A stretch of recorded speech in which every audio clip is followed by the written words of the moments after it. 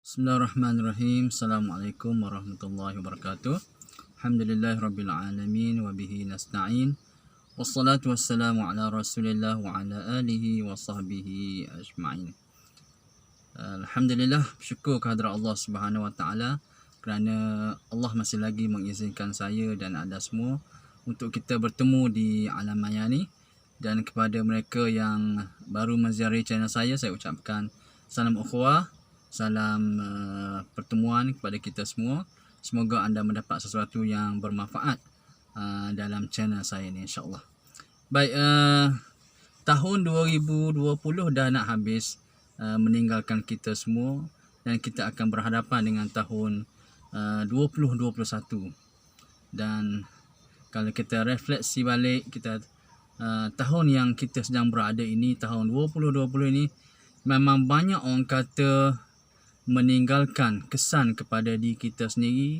Orang kata tinggalkan parut lah. Orang kata kalau berdarah terluka tu, dia akan ditinggalkan parut. Dan tahun 2020 inilah yang mana tahun yang mana tak sama seperti tahun-tahun yang sebelum itu. Tak sama dari segi macam mana, banyak perkara yang tak sama. Dari segi bidang agamanya, sosialnya, ekonominya, semua tak sama. Dan saya ambil satu contoh bagaimana yang tak sama dengan dari segi bidang agamanya ialah kita sembahyang tak sama macam dulu. Dulu kita sembahyang rapatkan saf. Tahun ini kita sembahyang jarakkan saf. Itu yang tak sama. Belum pernah orang buat sebelum ini kan. Tahun sebelum-sebelum ni kita boleh nak sembahyang Jumaat. Tahun ini ada masjid-masjid yang mana tidak dibenarkan untuk mendirikan solat Jumaat. Dan ada juga masjid yang dibenarkan solat Jumaat, tetapi dengan bilangan yang terhad, dengan bilangan yang jumlah yang mana yang telah ditetapkan dah. Ini maknanya kata ialah dari segi agama. Banyak lagi lah perkara-perkara dari segi keagamaannya yang mana ianya tak sama lah. Kalau kita tengok tak sama dengan tahun-tahun yang mana yang telah kita lalui sebelum-sebelum ini.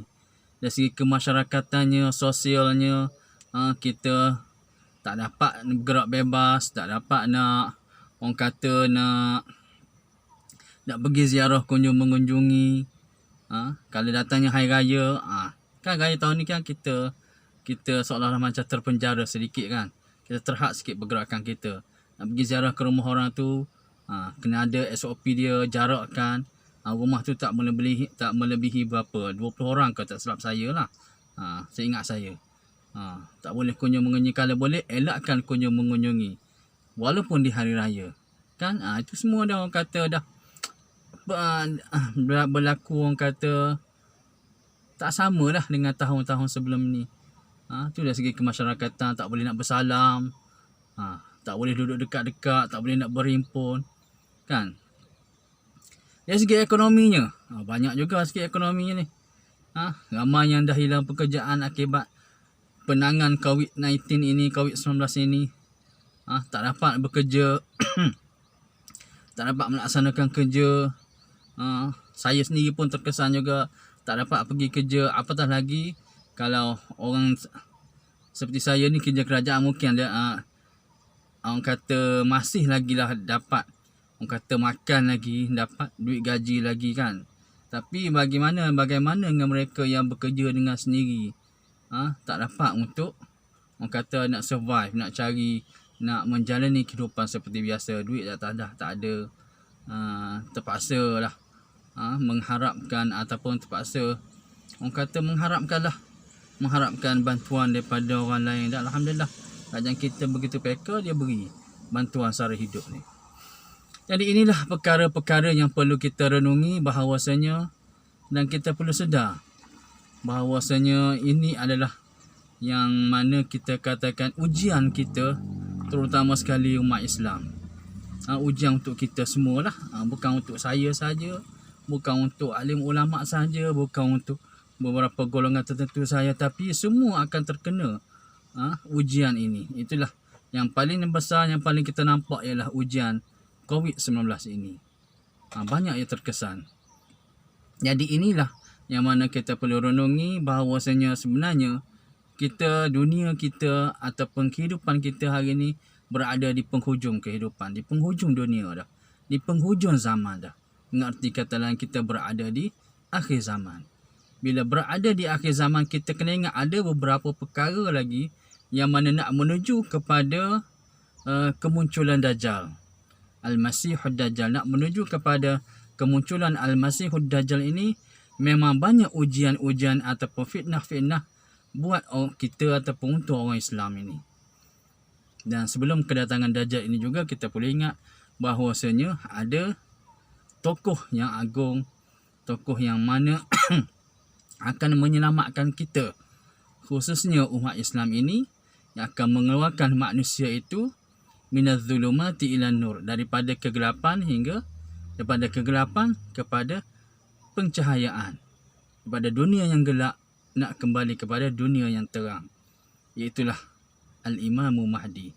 Jadi seperti mana, jadi musuh-musuh Islam ni dah tahu, dia dah kaji, dia dah plan dah macam mana kita nak melambatkan proses kedatangan ataupun kemunculan Imam Mahdi ini.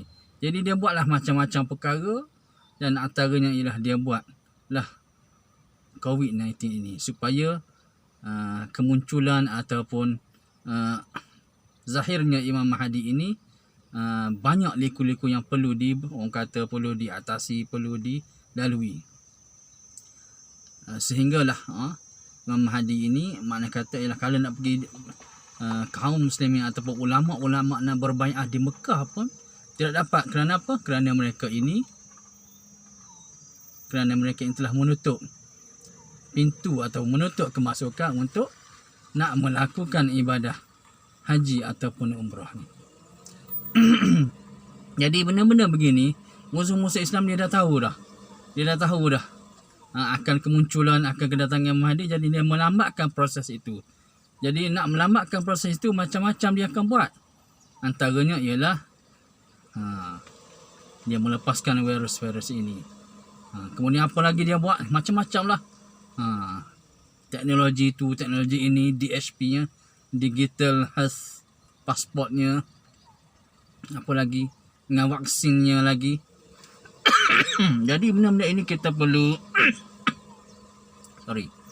benda-benda begini kita perlu perhalusi, kita perlu waspada bahawasanya inilah orang kata jarum-jarum halus yang mana akan dicucuk kepada kita semua, untuk umat Islam semua.